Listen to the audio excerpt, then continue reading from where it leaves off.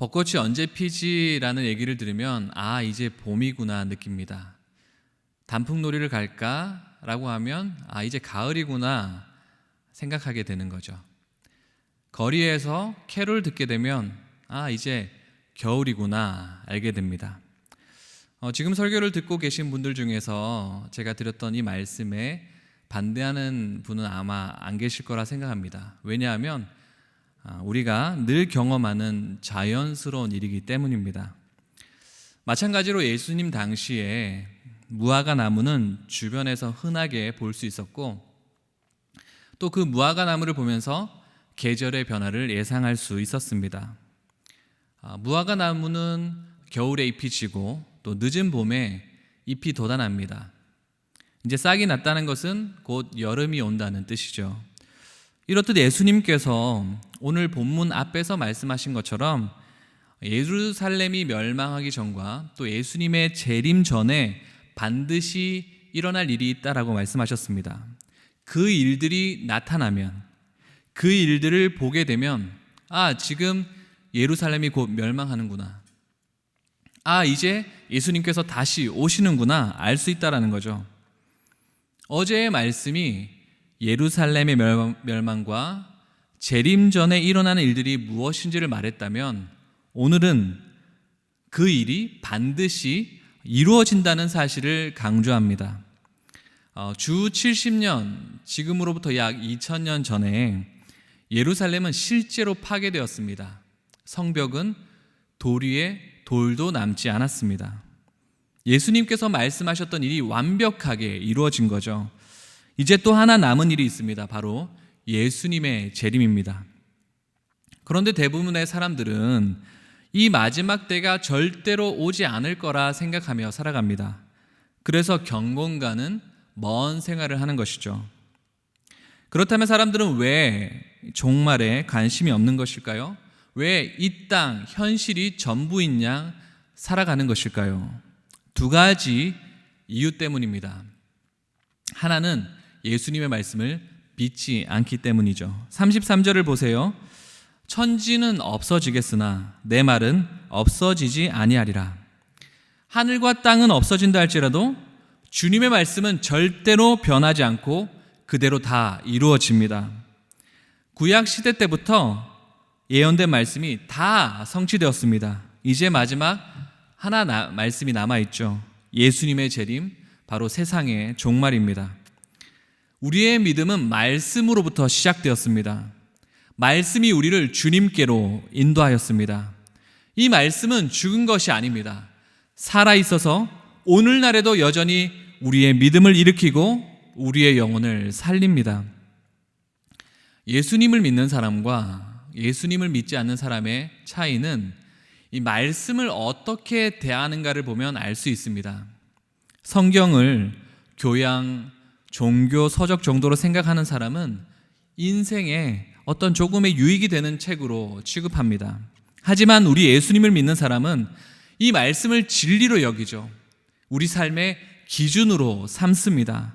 말씀을 붙들고 살아가는 자신의 백성들에게 주님께서는 종말을 이렇게 준비하라고 말씀하셨습니다. 34절에서 36절까지인데요.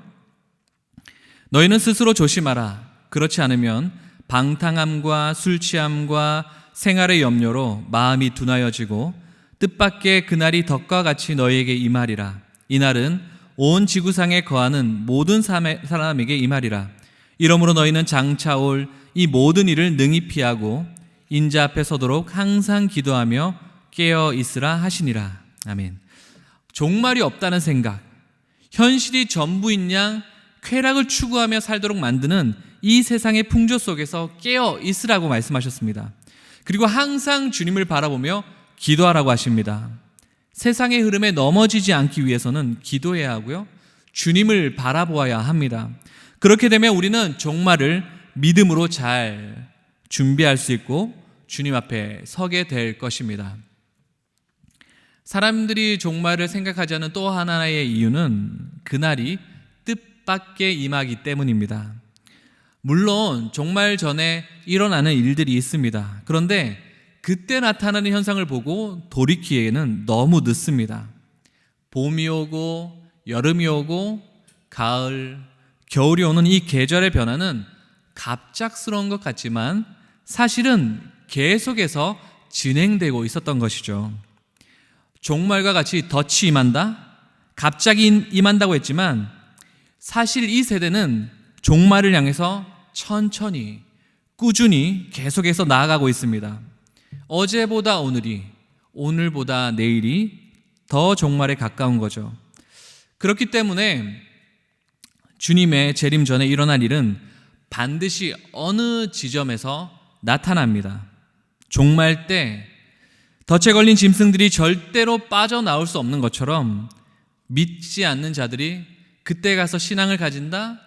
마음을 돌이킨다? 그건 불가능합니다. 준비되어 있지 않는 자들은 자신들에게 임할 심판 때문에 두려워서 통곡할 것이라고 주님께서 분명히 말씀하셨기 때문이죠. 우리는 종말이 반드시 있음을 믿어야 합니다. 그리고 주님께서 말씀하신 것처럼 늘 깨어서 기도해야 합니다. 현실의 문제 앞에서 마치 주님이 없는 것처럼, 주님이 안 계신 것처럼 염려하면서 살아가면 안 됩니다. 왜냐하면 우리 주님께서 그날에 우리의 영혼을 온전히 보호하실 것이기 때문입니다. 마지막으로 종말을 향해 살아가는 우리들의 자세는 어떠해야 할까요? 37절에서 38절 말씀을 읽고 말씀을 마치도록 하겠습니다. 예수께서 낮에는 성전에서 가르치시고 밤에는 나가 감람원이라는 산에서 쉬시니 모든 백성이 그 말씀을 들으려고 이른 아침에 성전에 나아가더라. 십자가를 앞두신 우리 주님께서 직접 보여주셨습니다. 환경이 어떠하든, 주변 사람들이 뭐라 하든, 이 세대가 무엇을 요구하든 그것을 신경 쓰지 않고 자신이 해야 할 일, 하나님께서 우리에게 이 땅에서 감당하라고 하신 그 사명을 하루하루 충실히 감당하며 살면 됩니다. 종말의 때에 주님이 다시 오시는 그날에 우리의 모든 아픔과 염려를 우리 주님께서 완벽하게 보상해 주실 것을 믿습니다.